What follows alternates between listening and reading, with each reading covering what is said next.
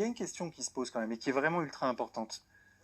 Vous avez demandé au maire qui vous a appelé en vous disant hey, il y a des gens qui squattent ton local.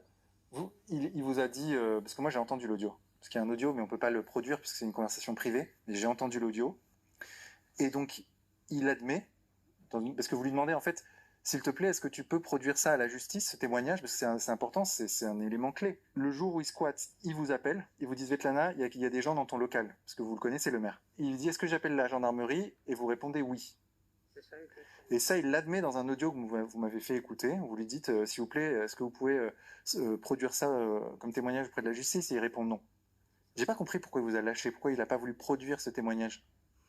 Faudrait lui demander. Nous-mêmes, on n'a pas la réponse, on n'a toujours pas la réponse. Il a juste pas voulu, sans aucune argumentation claire, nette et précise. Juste non. Parce qu'on entend donc votre maman qui dit c'est très important pour moi, parce que si c'est une preuve, si j'ai accepté que la gendarmerie aille immédiatement dans mon local, c'est bien la preuve que j'avais rien à me reprocher. C'est vrai. C'est pas logique de demander à la gendarmerie d'aller vérifier s'il y a de l'esclavage chez soi. Si c'était vrai qu'il y avait de l'esclavage, elle aurait dû résister et dire non, non, pas du tout.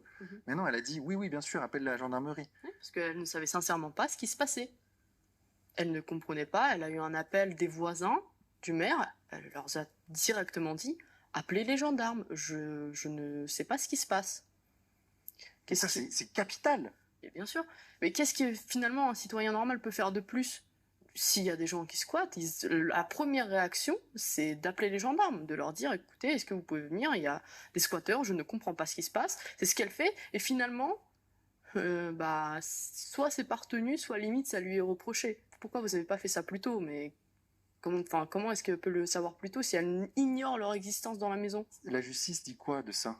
La juge, quand elle voit cette pièce-là, Svetlana a accepté que la gendarmerie vienne pour expulser les personnes qui occupaient illégalement son local.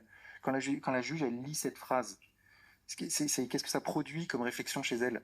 On n'en a pas parlé au tribunal. Ça n'a pas été dit. Ça n'a pas été évoqué. Ah oui, d'accord, ok.